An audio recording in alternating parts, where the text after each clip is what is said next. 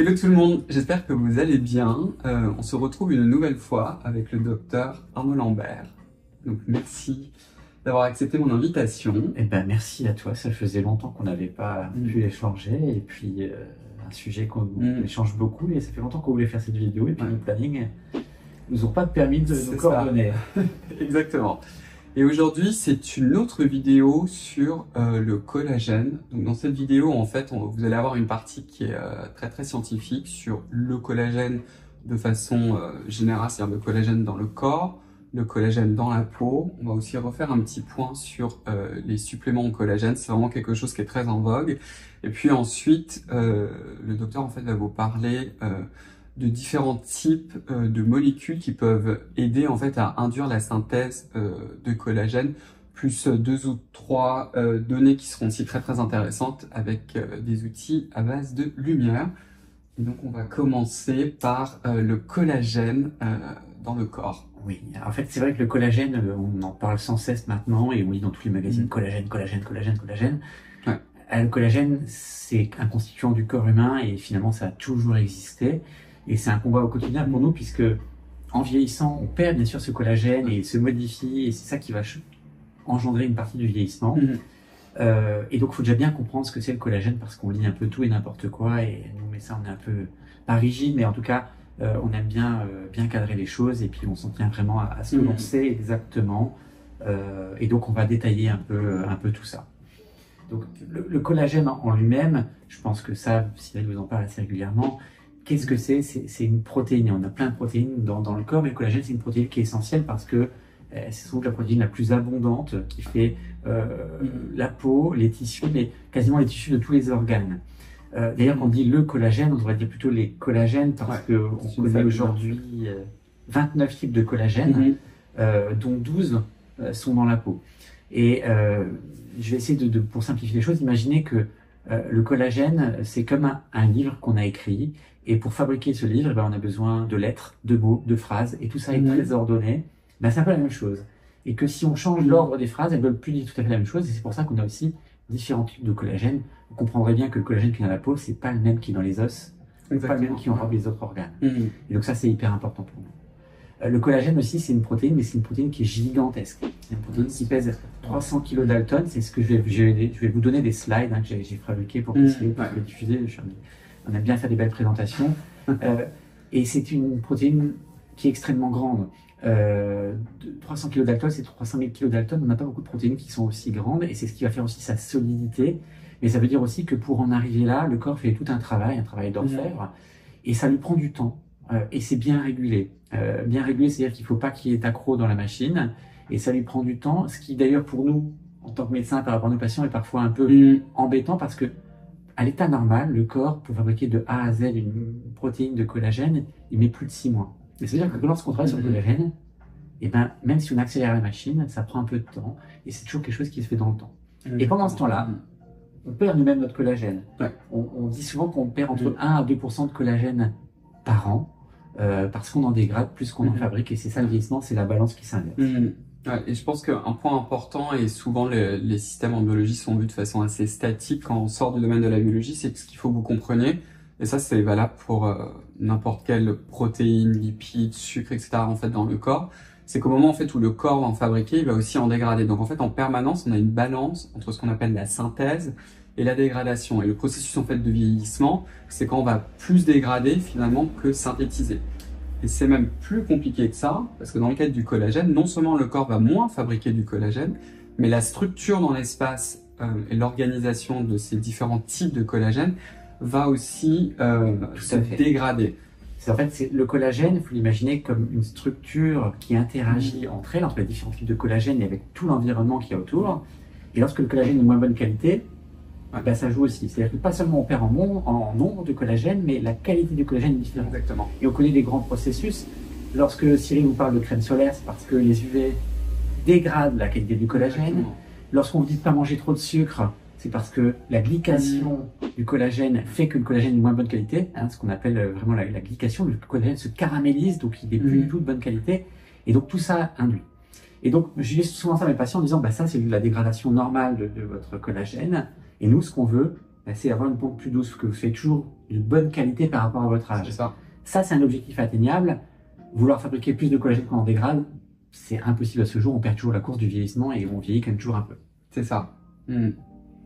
L'idée étant d'accompagner, on va dire, ce vieillissement, quoi. Voilà. Et il y a plusieurs méthodes, et on va essayer justement de détailler ces plusieurs méthodes qui peuvent d'ailleurs fonctionner ensemble.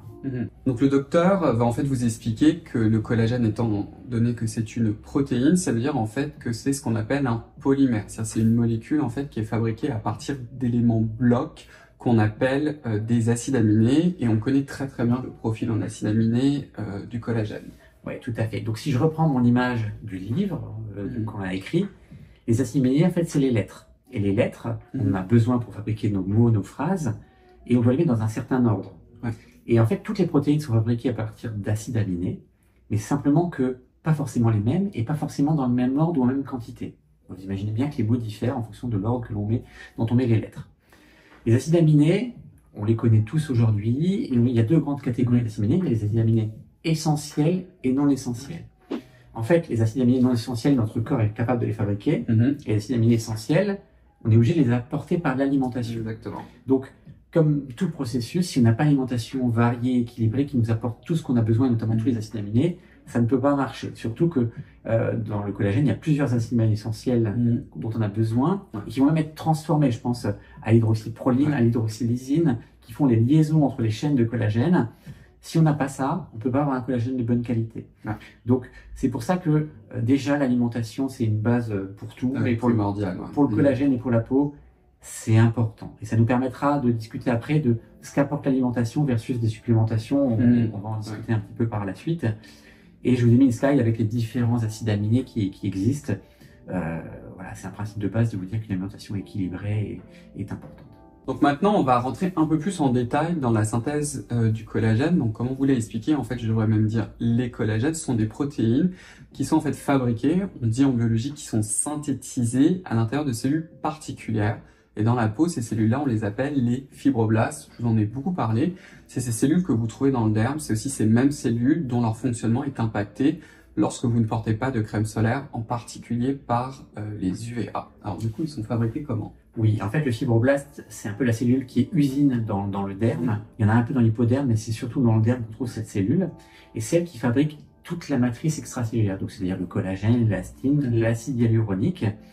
Et c'est dans cette cellule que sont fabriquées les premières étapes du collagène. Et le collagène, je vous ai dit que c'était assez long à fabriquer. Donc, les acides aminés sont assemblés, comme sur la slide que je vais vous montrer, en chaînes, des chaînes qu'on appelle alpha-polypeptidiques. Et je vais prendre une illustration pour que vous compreniez. C'est comme si les acides aminés, on les mettait en ligne pour faire par exemple un cheveu. Et bien ce procollagène qui est alors créé dans ce qu'on appelle le rectoplasme endoplasmique, qui est un des organites de la cellule, c'est un peu plus complexe, ces cheveux sont ensuite mis en tresse. Donc ces chaînes polypeptidiques sont mises en tresse. Et vous savez bien qu'on met une tresse, c'est un peu plus solide. Même quand on fait des câbles, c'est un peu plus solide. Et là, on a à ce moment-là le protropocollagène.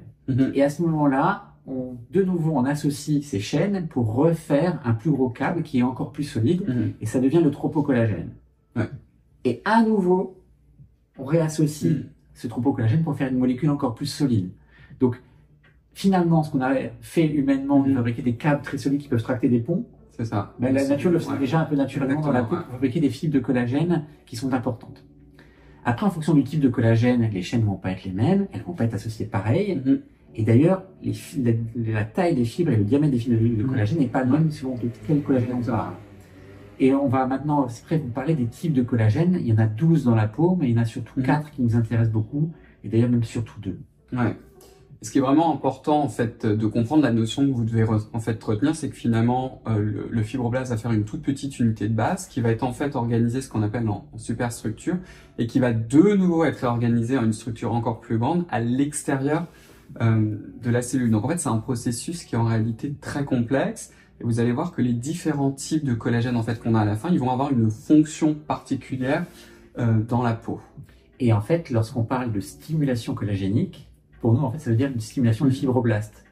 C'est-à-dire que plus on permet au fibroblast de fonctionner bien, rapidement et en bonne qualité, D'ailleurs, plus on permet aux fibroblastes d'être en grand nombre, puisque c'est des cellules qui peuvent entrer en sénescence, et nous on veut les maintenir en vie, pour qu'elles puissent produire cela, et plus on aura du collagène. Donc toute la clé est là, c'est la santé et la fonction du fibroblaste. Alors on va vous redonner quelques mots sur les suppléments de collagène oral. Je vous en avais déjà parlé.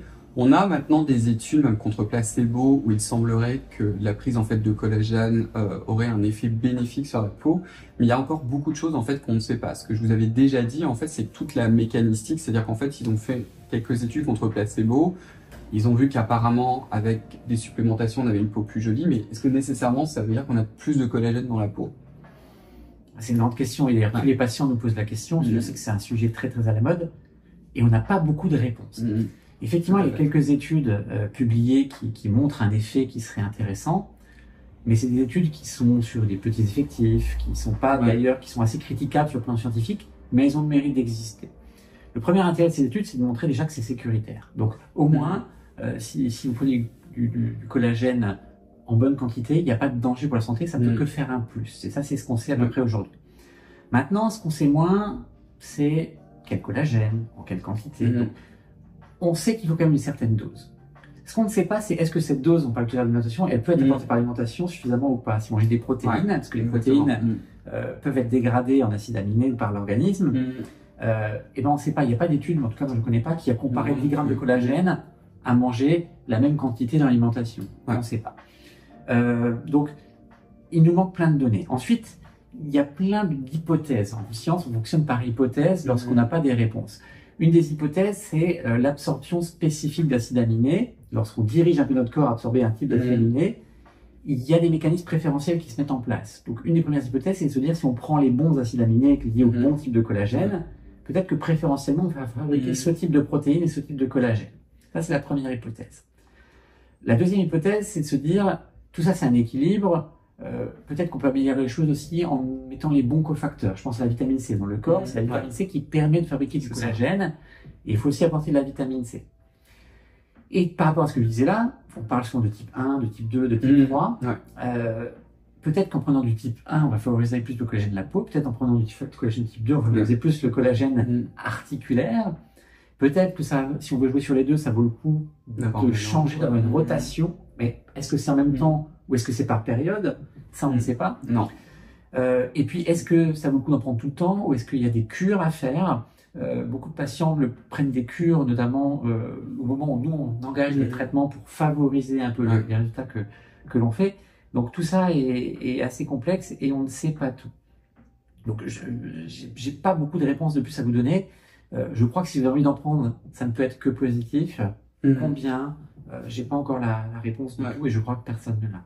Non, la seule chose qui ressort quand on regarde dans les études qui sont les mieux faites, c'est qu'on est en gros à une dose, donc c'est 10 grammes par jour, à peu près, et c'est aussi du collagène qui est dit hydrolysé, c'est-à-dire c'est des molécules de collagène qui ont été coupées. Moi, j'ai jamais vu de papier non plus parce que j'ai tout le temps la question entre collagène marin versus collagène bovin. J'ai jamais vu d'études comparatives qui montreraient que ce serait peut-être plus bénéfique qu'un autre ou plus efficace pour... On ne sait pas trop.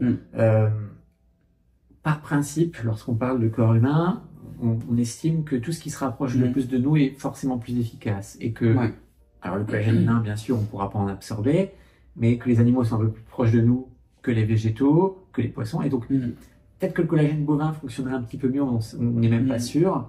Le collagène marin semble un peu mieux accepté écologiquement et pour beaucoup de gens que de prendre du collagène animal. Est-ce qu'il a la même efficacité? On ne sait pas trop.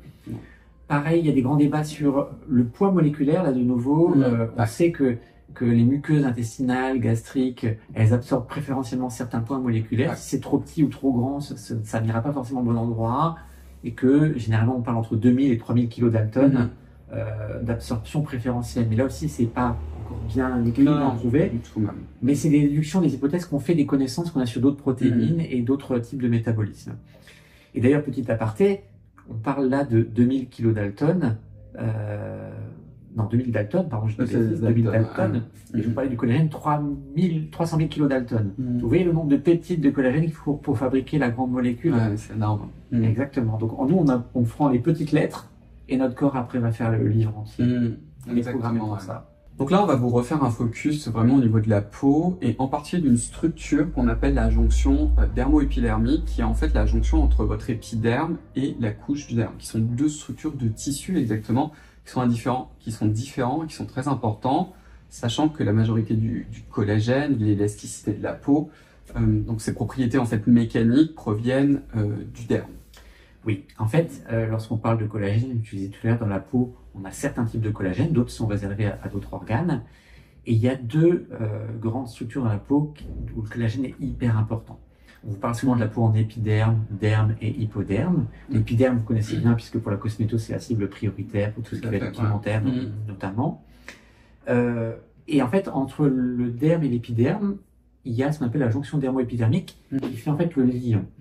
Et dans ce liant de la peau, il y a deux types de collagène. C'est le collagène 4 et 7 qui font la jonction entre les deux. Et cette jonction, elle est hyper importante. Déjà, les personnes qui manquent de ce collagène 4 ou 7, ça existe dans certaines maladies, ça donne des pathologies immondes en fait, parce que c'est des gens qui ont des décollements de la peau, c'est des maladies bulleuses, ou même des gens qui font des plaies sans cesse parce que l'épiderme s'en va. Donc c'est hyper important et on n'en parle jamais. Et la deuxième chose, c'est que dans cette jonction, il y a des villosités qui permettent l'échange entre le derme et l'épiderme, et qu'en vieillissant, comme on a moins de collagène 4 et 7, cette jonction, elle fait plus tout à fait la même surface d'échange et elle s'aplatit. Et ça, c'est hyper important parce que la nutrition de l'épiderme, elle vient du derme. Et moins la surface d'échange, et plus la peau, l'épiderme est moins bon. Et d'ailleurs, la peau, elle a plus tout à fait cette même adhérence et ça participe au relâchement. Donc collagène 4 et 7 sont vraiment importants là-dessus. On n'en parle pas souvent, mais probablement que lorsqu'on fait une méthode de stimulation collagénique, on a une influence aussi là-dessus, parce que sur les coupes histologiques, lorsqu'on voit les évolutions du traitement, on garde ces villosités, on garde cette structure ondulatoire. Exactement. Alors qu'en vieillissant, elle s'aplatit vraiment. Et ça, on le retrouve aussi quand vous mettez tout simplement votre crème solaire, vous utilisez des rétinoïdes. Ça a été prouvé avec le rétinol et en médecine avec la trétinoïde. On voit bien qu'avant et après traitement, en fait, on commence à retrouver ces villosités. Oui, d'ailleurs, les effets dermiques, un peu de la cosméto ou des actifs, ça fonctionne un tout petit peu dans l'autre sens aussi. C'est-à-dire que faire régulièrement ces soins, que ce soit des peelings superficiels ou sa cosméto, il y a une communication qui se fait un peu dans l'autre sens. Et on a un peu des histologies d'amélioration dermique par stimulation épidermique, non pas parce que les produits vont descendre, mais parce qu'il y a une communication qui se fait entre les deux tissus. Donc là, on vous a parlé de la jonction dermo-épidermique et maintenant, on va rentrer un peu plus profondément dans la peau, donc vraiment dans le tissu du derme. Ouais, le derme, c'est la couche star de notre peau, c'est elle qui fait en fait quasiment la beauté de la peau, en tout cas la texture et la structure de la peau. C'est là que tout se joue, enfin, pas tout, mais en grande majorité. Et c'est dans cette structure du derme qu'on voit vraiment la complexité d'organisation. Lorsqu'on parle du collagène et la matrice extracellulaire, c'est cet univers dans lequel le collagène baigne. C'est vraiment hyper organisé. Les fibres de collagène sont entremêlées, elles s'attachent entre elles, avec les fibres d'élastine également. Et en même temps, tout ce qui va être acide hyaluronique et les autres glycosaminoglycanes du derme. Et tout ça, ça fait une structure vraiment en homéostasie. Qui peut se dérégler dans le vieillissement, mais qui est vraiment hyper importante. D'ailleurs, dans le derme, on a vraiment deux couches finalement différentes. Le derme superficiel qu'on appelle papillaire, parce qu'il y a justement ces papilles qui viennent nourrir l'épiderme, et le derme réticulaire. Et ces deux structures qui sont un peu différentes, parce que le derme papillaire, il y a des fibres en moins grande quantité, beaucoup plus lâches, et il y a plus de cellules. Et en fait, ça permet, schématiquement, ces fibres, elles sont plus perpendiculaires à la peau, ça permet d'absorber vraiment les chocs et les mouvements de la peau. Alors que le derme réticulaire, lui, il est beaucoup plus chargé en fibres denses et interconnectées de collagène, plus pour faire l'adhésion profonde et le soutien. Et c'est dans ce derme qu'on a les fibroblastes qui viennent eux-mêmes produire notre matrice extracellulaire. Tout ça, c'est un peu un cycle vertueux. Et d'ailleurs, pendant longtemps, on pensait que cette matrice extracellulaire, c'était un peu juste de la structure. On commence seulement à comprendre les interactions qui se font entre l'acide hyaluronique, entre le collagène et les cellules. Un des meilleurs moyens de stimuler le fibroblast dans le corps humain, c'est les contractions des fibres de collagène. Quand les fibres de collagène viennent se contracter et s'étirer, elles tirent avec elles les parois de fibroblastes. Et ben c'est le meilleur moyen de stimuler un fibroblast et de le garder en bonne santé. Qui lui-même, propriété mécanique en fait. Exactement, c'est lui-même stimulé qui va reproduire du collagène. Donc on a vraiment bien un équilibre là entre un peu tout ça. Et c'est très fin et on est seulement en train de comprendre tout ça. Donc maintenant, on va s'intéresser à deux autres types de collagène, qui est le collagène de type 1 et le collagène de type 3. Oui, c'est donc les deux collagènes stars de la peau, ce sont ceux du derme. Ce sont eux qui font vraiment la structure, l'élasticité, la fermeté de la peau, avec un subtil équilibre. Il y a un ratio entre les deux qui doit être maintenu pour avoir une peau de bonne qualité, qui est de 85-90% de type 1 et de 5-10%, 15% de type 3. Pourquoi ça c'est important? Parce que les collagènes, ils ne sont pas du tout pareils. Le collagène de type 3, ce serait un peu comme une petite brindille, et le collagène de type 1, un peu comme un tronc d'arbre. Et on voit bien que pour faire cet équilibre, eh ben, il faut qu'il y ait les deux. Collagène type 3 faisant des liaisons entre des fibres de collagène type 1. On rajoute à ça l'élastine, qui est encore une autre protéine. Et puis c'est important parce que il y a une cinétique qui se fait entre ces collagènes. Par exemple, lorsqu'on fait une cicatrisation, on a d'abord le collagène type 3 qui vient, qui est fabriqué plus rapidement parce que plus petit, qui vient boucher les trous. Et puis progressivement, on a une recolonisation par le collagène de type 1 pour retrouver cet équilibre. Et dans les cicatrices que vous n'aimez pas, qui sont dures, qui sont blanches, etc., visible, c'est du collagène de type 3, en fait, en grande quantité, parce que l'organisme a produit plus de ce collagène pour boucher un trou, pour parer au plus urgent. Et lorsque nous, on veut traiter une cicatrice, par exemple, en fait, ce que l'on cherche à faire, c'est recoloniser par du collagène de type 1. Et ils n'ont pas du tout les mêmes compétences, hein, ce collagène, d'ailleurs, on le voit bien en histologie, ils n'ont pas du tout la même taille, pas du tout la même coloration en immunofluorescence. Et lorsque on vient stimuler du collagène en médecine esthétique, si on stimule du collagène type 3, on n'aura pas du tout le même collagène, le même résultat que si on stimule du collagène type 1. Et ça aussi, on a mis du temps à comprendre, c'est-à-dire que le collagène type 3, c'est de la fibrose. La fibrose est nécessaire dans certains endroits, la cicatrisation par exemple, et elle est présente à minima dans une peau en bonne santé. Et ça, c'est hyper important pour nous lorsqu'on utilise nos outils, de savoir qu'est-ce qu'on vient stimuler. Alors, on va détailler après. De temps en temps, ça peut être intéressant de faire un peu de fibrose, parce que c'est une cinétique très rapide, et lorsqu'on veut des résultats rapides, ça peut être intéressant. Mais si on vise le long terme, le collagène type 1, c'est le plus intéressant pour nous. Et peut-être même que dans l'alimentation, supplémentation collagène, il y a des pistes là, mais encore une fois, on ne sait pas. Pour l'instant, on ne sait pas, quoi. Donc maintenant, en fait, qu'on vous a donné un peu toutes ces bases scientifiques pour que vous compreniez un petit peu plus la structure de la peau et surtout les différents rôles, les différents types de collagène dans la peau, on va vraiment passer en fait sur la partie qui est très intéressante avec une grande famille en fait de molécules qu'on appelle les inducteurs collagéniques. C'est-à-dire que ce sont en fait un type finalement de molécules qui vont stimuler certains types de collagène dans la peau. Et on va commencer par un qui, je pense que vous connaissez déjà, qui est l'acide hyaluronique. Ouais. Alors là, on entre dans le cœur de notre métier. C'est les traitements en fait qu'on peut vous offrir au cabinet. L'acide hyaluronique, vous le connaissez pour plein de raisons. Il a plein de vertus et on sait que certains types d'acide hyaluronique ont la capacité de stimuler le collagène, en fait, de stimuler le fibroblast à produire du collagène. Exactement. Et on vous en a souvent parlé, et je crois que Cyril en parle souvent beaucoup, tous les acides hyaluroniques ne sont pas les mêmes. Exactement. Alors, nous, on commence à avoir des données pour le choix d'acides hyaluroniques qui vont être stimulants. Alors, on a déjà fait une vidéo sur l'acide hyaluronique, les acides hyaluroniques qu'on veut pour projeter, pour combler, pour restaurer certains volumes, et les acides hyaluroniques qu'on va choisir pour stimuler.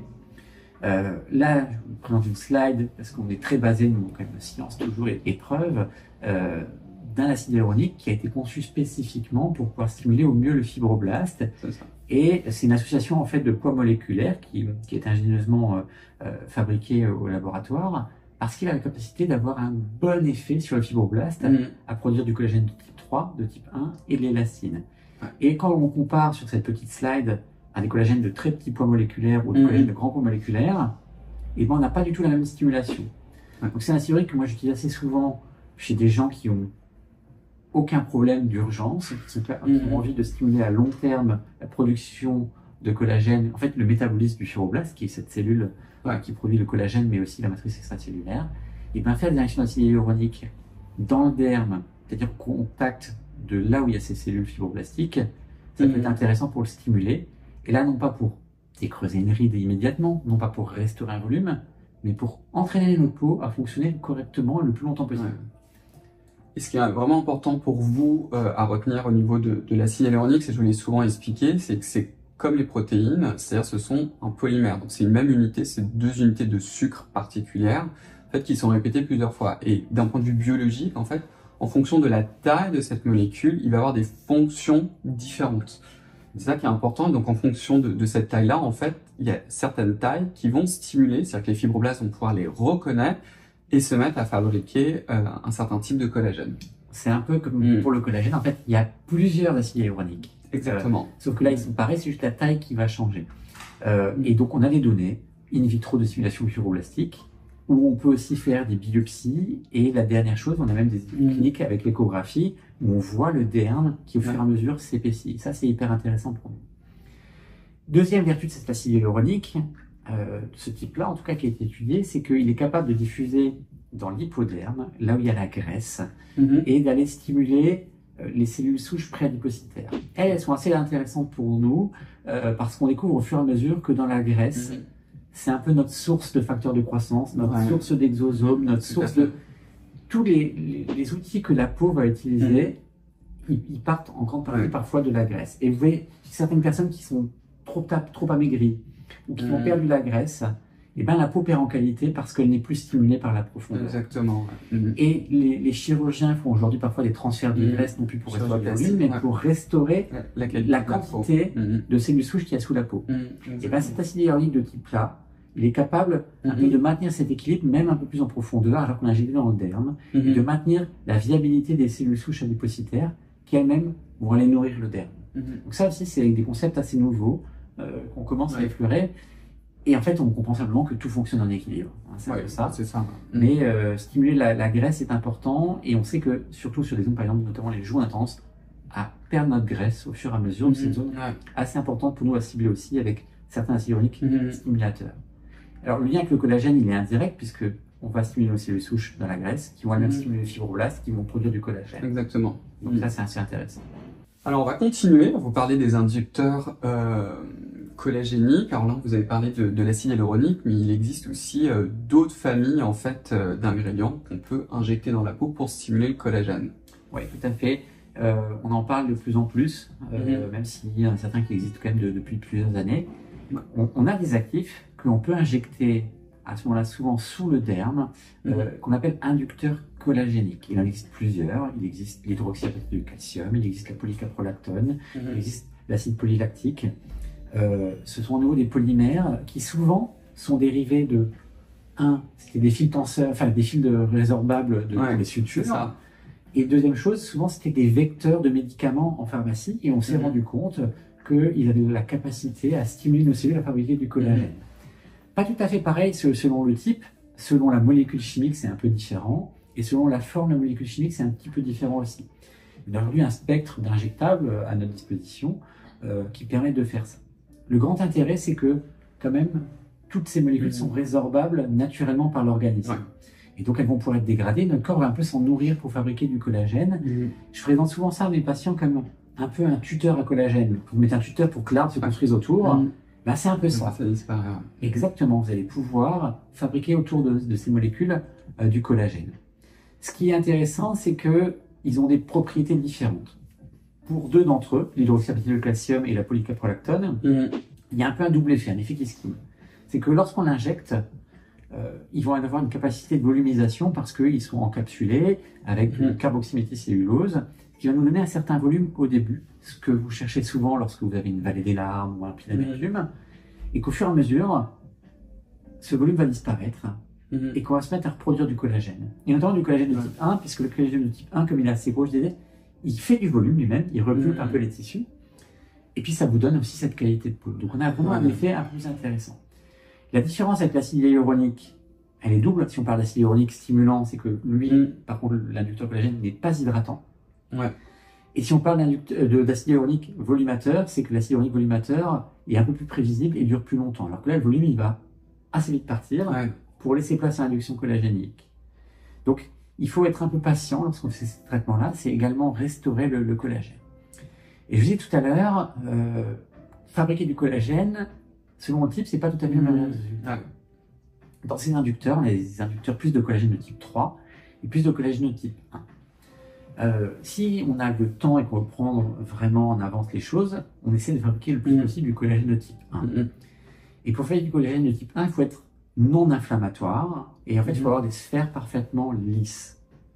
Moins on est lisse, plus notre corps va s'inflammer parce qu'il va moins reconnaître les molécules et il va fabriquer une cicatrice autour de la fibrose du collagène de type 3.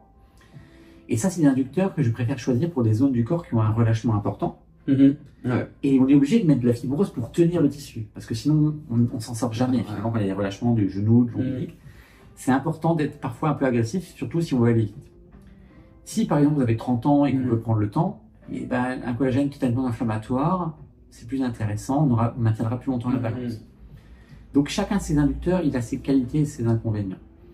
Il y en a un dont on maîtrise moins les effets, c'est l'acide polylactique, qui va avoir une bonne capacité d'induction pour le corps, et dont on n'est pas capable d'estimer, notamment sur le visage, le volume qu'il va créer. Et moi, je le préfère vraiment pour le corps, alors que la polycaprolactone et l'hydroxyde de calcium ont vraiment des intérêts sur le visage, et notamment, je disais, sur ces chutes, sur ces zones qui ont tendance à ptoser, parce qu'on veut restaurer l'élasticité, et parfois un peu de fibrose pour ancrer.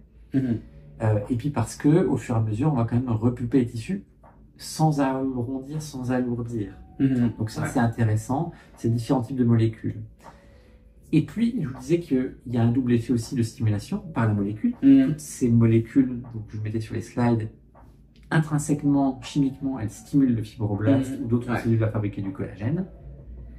Et il y a aussi le fait que lorsqu'on injecte ces molécules, elles vont faire une certaine tension dans le derme. On parlait de faire de stimulation mécanique, elles vont étirer le fibroblast, le mettre sous tension pour que le fibroblast, mécaniquement, fabrique du collagène.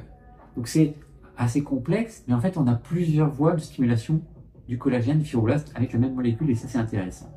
Et quand on apprend à manier ces différents outils, bah, c'est intéressant. Et souvent j'aime bien alterner entre l'inducteur collagénique et les acides hyaluroniques, qu'ils soient stimulants ou volumateurs. C'est-à-dire que si vous avez du temps de faire un plan de traitement, qu'on se dit sur un an et demi, on va faire plusieurs traitements, c'est très complémentaire. Et on va jouer vraiment sur les différentes choses dans la peau. Et ce que vous devez vraiment bien comprendre, justement, c'est aussi la notion de temporalité. C'est ce que tu expliquais, c'est-à-dire que là, on rentre vraiment dans de la biostimulation, c'est-à-dire qu'en fait, ce type de molécule va stimuler les capacités de votre corps à produire son propre collagène. Donc, c'est pas quelque chose qui est fait d'ailleurs immédiatement. Au niveau du temps, c'est quoi? Pour que les gens se rendent un peu plus Alors, ça dépend un tout petit peu de l'inducteur. Pour certains, je conseille aux patients de constater les résultats à 3 mois, et pour d'autres, plus après 6 mois, vraiment sur la qualité de peau. Donc, si on est pressé, c'est pas le bon outil. Par contre, si on est capable de voir à long terme, c'est un outil vraiment intégré dans sa routine de soins.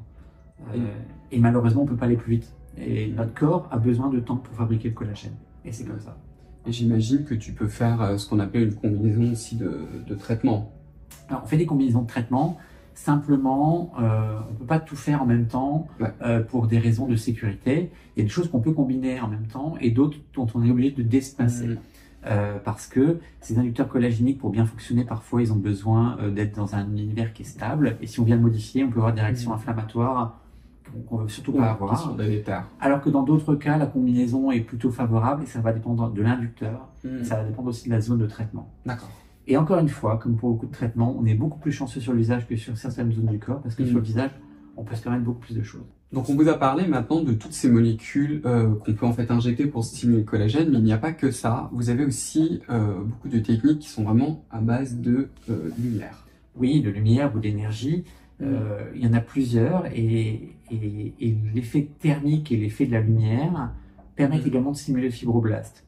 Là aussi, c'est intéressant de varier les méthodes avec lesquelles on vient stimuler le fibroblast pour pas qu'il y ait d'épuisement et parce qu'elles sont assez complémentaires. On avait déjà fait une vidéo sur les lasers.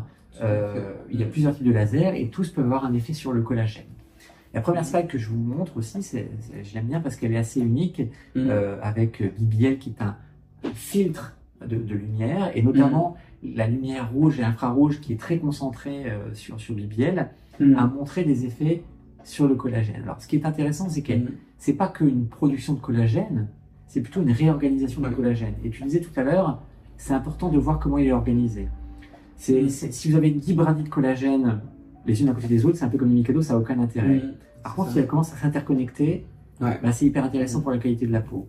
Et bien, BBL a montré dans une étude publiée par l'Université de Stanford que si on la fait assez régulièrement, on vient stimuler cette organisation du collagène, un épaississement de la peau, et qui est donc de meilleure qualité. Et tu parles tout à l'heure de la jonction, on voit cette jonction dermo-épidermique qui est un peu moins désorganisée que si on a laissé le vieillissement faire ces choses naturellement. Et là aussi, c'est la preuve la plus parlante pour nous, c'est lorsqu'on est capable de faire des biopsies de peau et d'analyser au microscope, de voir comment est la peau avant et après.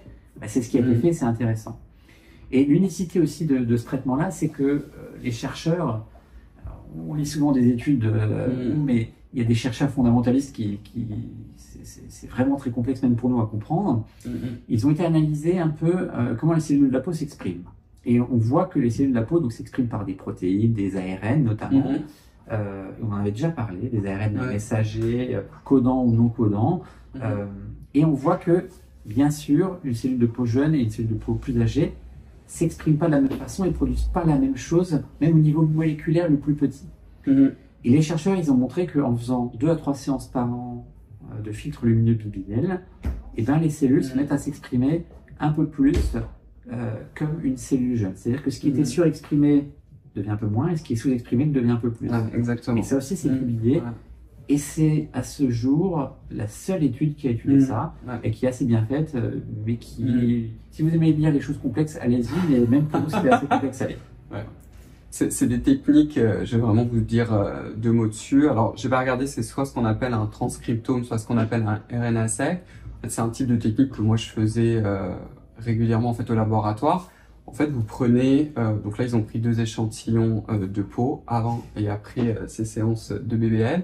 Et en fait, c'est une façon, ce qu'on appelle de screener, de chercher, mais vraiment très très profondément, des différences entre les cellules. Et ce qu'ils ont été en fait capables de montrer dans cet article-là, c'est qu'en utilisant en fait la technique du BBL, en fait les cellules retrouvaient un comportement qui est similaire à ce qu'on observe dans des cellules jeunes, quoi. Et une des façons de la représenter, c'est ce que vous voyez là en ce moment.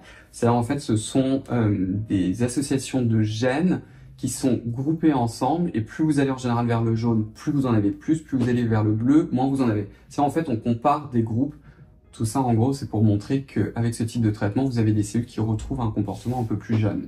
C'est ce que vous pouvez supposer, mais c'est montré. C'est-à-dire que ce qui existe au niveau moléculaire se traduit au niveau clinique à la fin. En fait. Alors, il y a aussi des techniques, toujours à base de lumière, mais qui sont en fait des lasers. Oui, alors les lasers, on vous parle de lasers de resurfacing, de remodelage, avec 2 grandes familles, les lasers ablatifs et non ablatifs. Ablatifs qui font un trou dans la peau et non ablatifs qui ne font pas le trou mais qui viennent chauffer la peau en profondeur. Le principe est le même. L'idée, c'est que on vient détruire ou altérer du collagène pour qu'il soit réparé et que le stress engendré fabrique un nouveau collagène. C'est ça. Simplement, c'est l'intensité qui va varier entre un ablatif et un non ablatif. Et donc, du coup, pour vous, les suites des traitements. Et ce qui est intéressant, c'est que là aussi, on a... Alors là, il y en a plein des études, parce qu'il existe plein de lasers non ablatifs et ablatifs. Sur le plan histologique, on voit la redensification du derme, on voit la réorganisation. Et ce qui est très intéressant, c'est qu'on est capable, à 3 mois, de voir, c'est sur la slide que j'ai montré, qui est issu d'une publication, de voir la peau qui est intègre à la fin, sans aucune fibrose, sans aucune trace de traitement. C'est ça. C'est-à-dire qu'on est capable de faire des traitements qui sont complètement inoffensifs. C'est quand même intéressant pour nous. C'est que c'est un traitement qui est que positif et dont on ne garde aucune trace à la fin. Et ça, c'est toute la vertu des traitements par laser. C'est d'avoir une stimulation qui est efficace, intéressante, mais vraiment sans aucun traumatisme in fine pour la peau, c'est-à-dire que sans aucune cicatrice, même la plus minime interne. Et tous les dispositifs à base d'énergie fonctionnent comme ça. Et là, je vous mets une échelle sur cette slide qui montre en fait, en fonction de la température qui est atteinte par la peau, alors que ce soit par laser, par radiofréquence, par ultrason, quelle que soit la méthode qu'on utilise pour chauffer la peau, lorsqu'on monte en graduation, c'est-à-dire qu'au début, à 40-50 degrés, on crée une inflammation locale qui va stimuler un petit peu. À partir de 60 degrés, on va vraiment commencer à altérer les protéines et le collagène. Et à ce moment-là, comment réagit le corps? Eh bien, il refabrique un nouveau collagène. Et comme on vous dit tout à l'heure que ce collagène s'altère en vieillissant, eh ben on a refait un collagène plus neuf, donc plus fonctionnel, meilleure intensité. Et plus on monte, c'est-à-dire et plus on fait un traitement important, parce qu'après on vient détruire le collagène, on vient même parfois faire un trou dans la peau qui va être intégralement réparé. Et plus on est agressif aussi, et plus la stimulation autour elle est importante.